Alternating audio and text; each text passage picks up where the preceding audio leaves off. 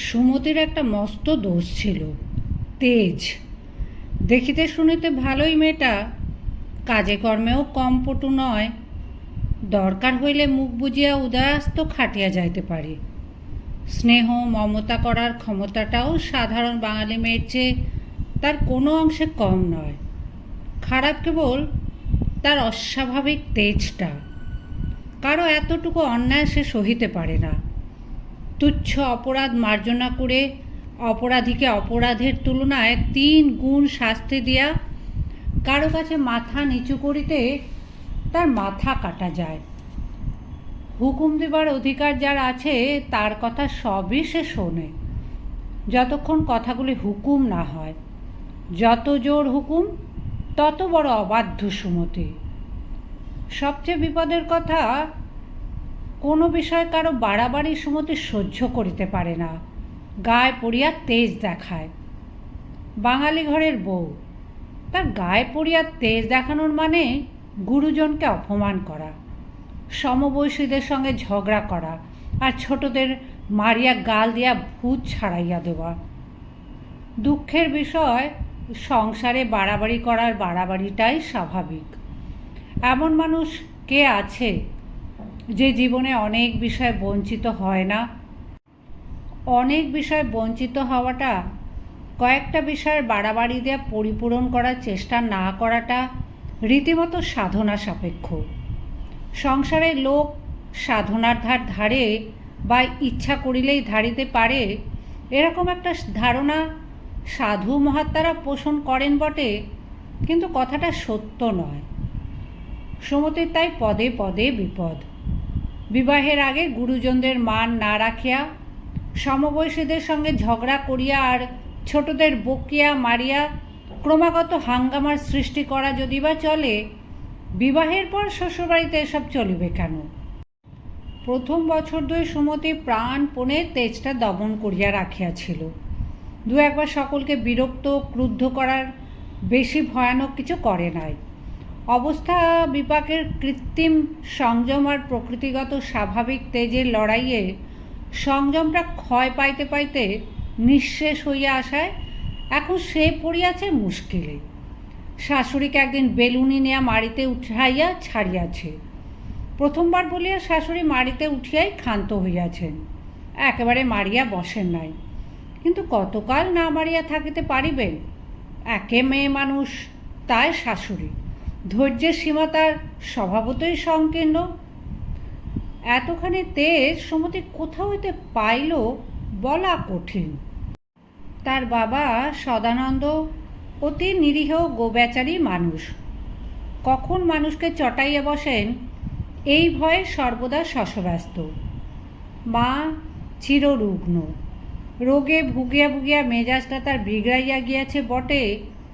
বলা নাই কওয়া নাই, হঠাৎ রাগিয়া কাঁদিয়া মাথা কপাল কুটিয়া যখন তখন অনর্থ বাঁধান বটে, কিন্তু সেটা তেজের লক্ষণ নয়। মানুষটা আসলে ভয়ানক ভীরু। বড় ভাই দুজনে 20-22 বছর বয়স হইতে কেরানি, তাদের তেজ থাকার প্রশ্নই ওঠে না। বোনেরা সব অতিরিক্ত লজ্জাসরম আর ভাবপ্রবণতায় ঠাসা। 4 জনেই অমানসিক সহিষ্ণুতার বর্মে গা ঢাকা দিয়া স্বামী পুত্রের জন্য জীবন উৎসর্গ করিয়া চলিয়াছে। এদের মধ্যে সুমতির আবির্ভাব প্রকৃতির কোন নিয়মে ঘটিল বলা যায় না, কোন নিয়মের ব্যতিক্রমে ঘটিল তাও বলা যায় না। আগাগোড়া সবটাই দুর্বোধ্য রহস্যে ঢাকা। লজ্জাসরম ও ভাবপ্রবণতা কিছু কম হওয়া আশ্চর্য নয়।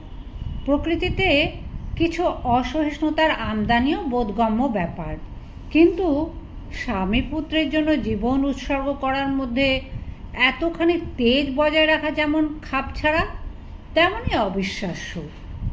পুত্র সুমতির মোটে 1টি, এখনও 2 বছর পূর্ণ হয় নাই। আরেকটি যে কয়েক মাসের মধ্যে আসিয়া পড়িবার আগে সে পুত্র অথবা কন্যা তা নির্ণয় করা অসম্ভব। তবে সুমতি আশা করে এটিও পুত্রই হইবে। 2টি পুত্রের পর একটি কন্যা হইলে মা হওয়ার আনন্দে একদিন সে কি পরিমাণ গর্বই না মিশাইতে পারিবে।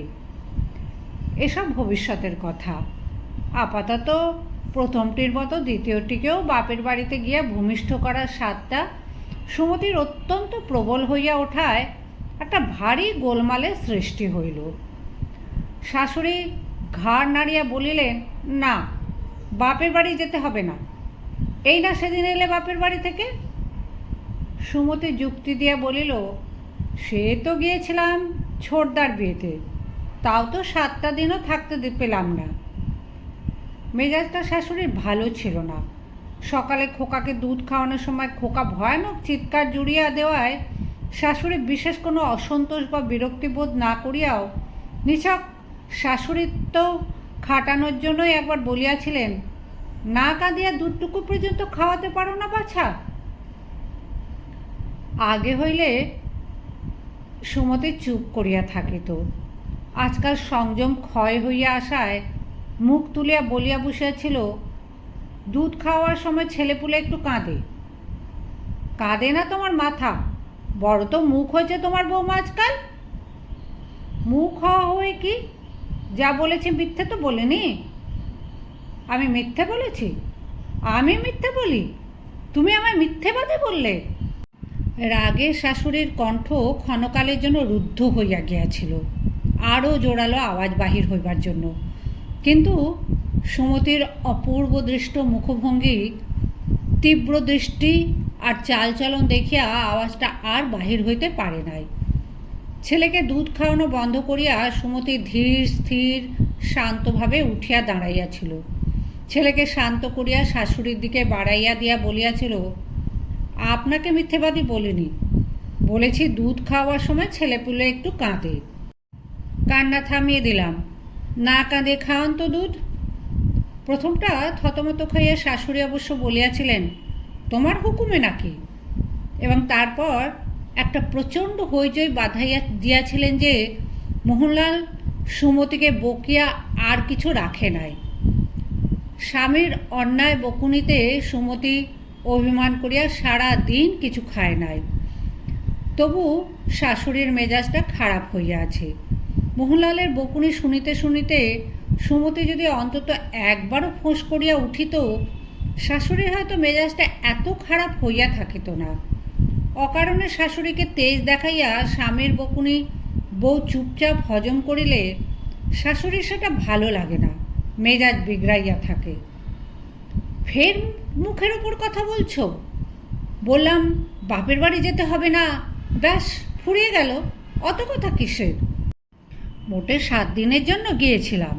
7 দিনের জন্য যে যেতে দিয়েছিলাম এই তোমার 14 পুরুষের ভাগ্যি, তা জেনে রেখো। সুমতির নাসারন্ধ্র স্ফুরিত হইয়া উঠিল। গুরুজনের কি 14 পুরুষ তুলে কথা বলা উচিত মা?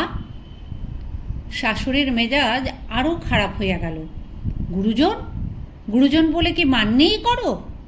আর বকতে পারি না বাছা তোমার সঙ্গে। বলে দিলাম যেতে পাবে না, পাবে না, পাবে না, পাবে না।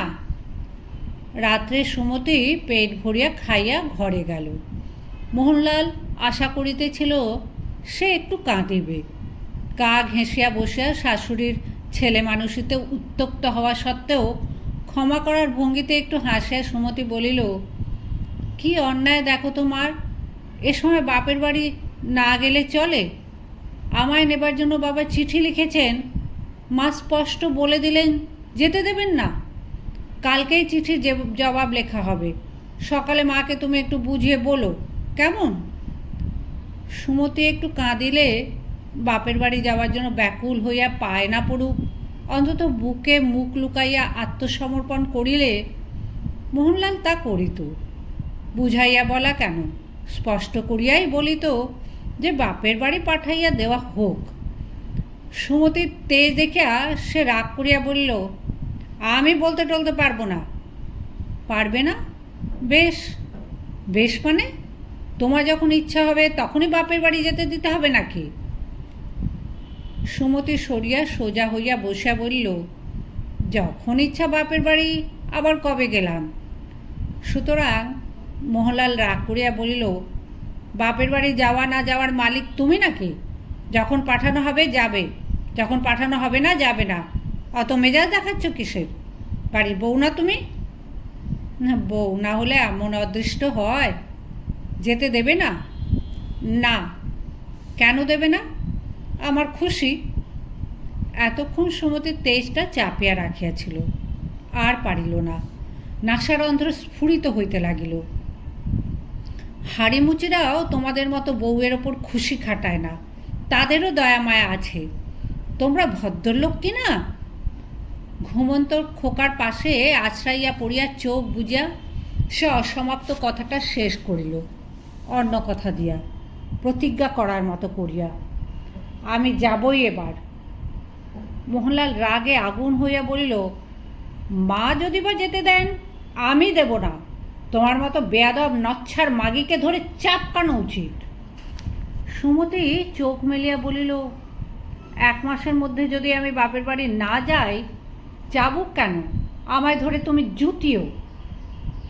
এত কাণ্ড ঘটিবার কোনো প্রয়োজন ছিল না। শাশুড়ির কাছে একটু নম্র হইয়া থাকিলে আর মাথা নিচু করিয়া আবদার ধরিলে, প্রথমটা অরাজি হইলেও শেষ পর্যন্ত শাশুড়ি রাজি হইয়া যাইতেন। মোহনলালের কাছে একটু কাঁদিলেই কাজটা হইয়া যাইত। অপরপক্ষে শাশুড়ি একটু মিষ্টি মুখে যদি বলিতেন যে এবার সুমতির বাপের বাড়ি না যাওয়াই ভালো, সুমতি ক্ষুণ্ণ হোক, রাগ করুক, বাপের বাড়ি যাওয়ার জন্য মরিয়া হইয়া উঠিত না। এমনকি শাশুড়ির সঙ্গে কলহ করিয়া ঘরে যাওয়ার পর মোহনলাল যদি শুধু বলিত, মা যখন মানা করেছেন, এবার বাপের বাড়ি নাই বা গেলে, সুমতি হয়তো ফোঁস করিয়া একটু কাঁদিয়া বলিত, আচ্ছা, বাপের বাড়ি যাওয়ার সমস্যার চমৎকার মীমাংসা হইয়া যাইত। সুমতির তেজের জন্য সব গোলমাল হইয়া গেল। এখান হইতে কর্তৃপক্ষের চিঠি গেল, এবার বৌমাকে পাঠানো হইবে না, পাঠানো সম্ভব নয়, অনেক কারণ আছে।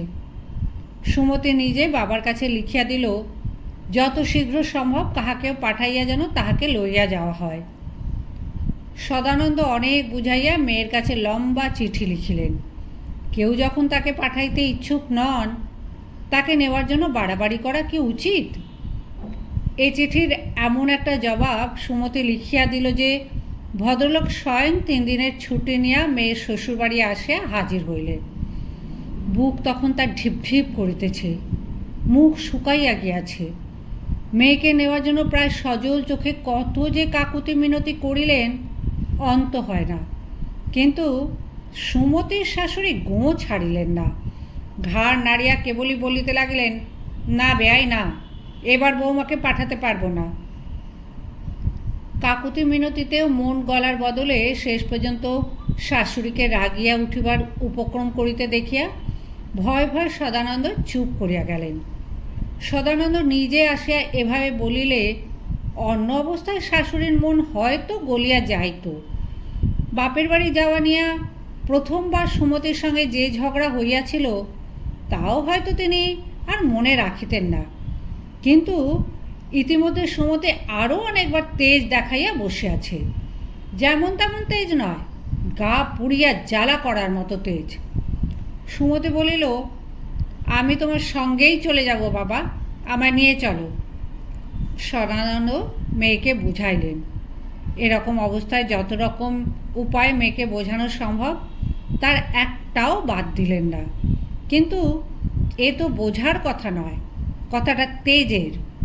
সুমতির মুখে সেই এক কথা, আমি তোমার সঙ্গে যাব, আমায় নিয়ে চলো। শেষে সদানন্দের মতো নিরীহ গোবেচারী মানুষটা পর্যন্ত বিরক্ত হইয়া বলিলেন, এরা পাঠাবে না, তবু তুই যাবি কীরকম? আমি নিয়ে যেতে পারবো না। এদের বুঝিয়ে সুঝিয়ে রাজি করতে পারিস, আমায় চিঠি লিখিস, এসে নিয়ে যাব। যাবার জন্য এত পাগলামিই বা কেন তোর? পরে না হয় যাস। সদানন্দ ফিরিয়া গেলেন।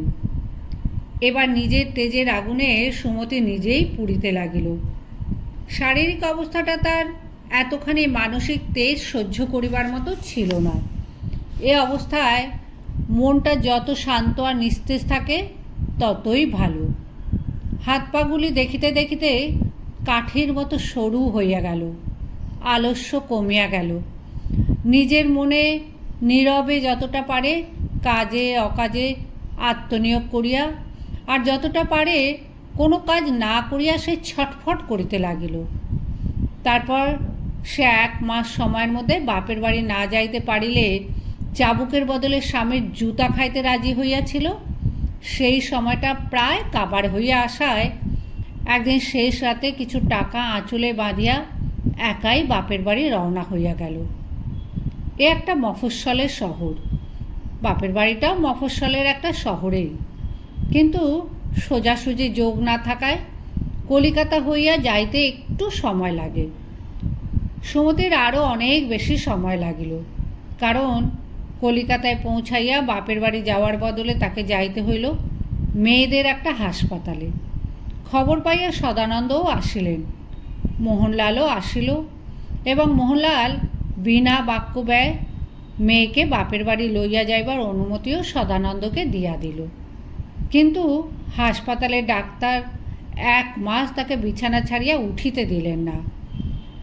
1 মাস পরে বাপের বাড়ি গিয়া 3 মাস পরে অনেকটা সুস্থ হইয়া সুমতি স্বামী গৃহে আসিল।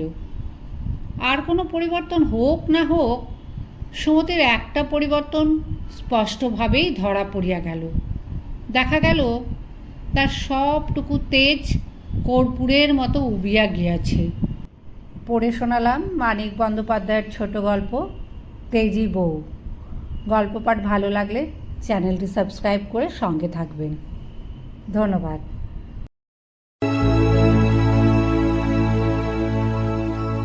সন্ধ্যার আলোয় মন ভরে ওঠে, গল্পের মঞ্জরি প্রাণে ফোটে। এখানে সব কথা সুরে বাঁধা, মঞ্জুর গল্প মঞ্জরি।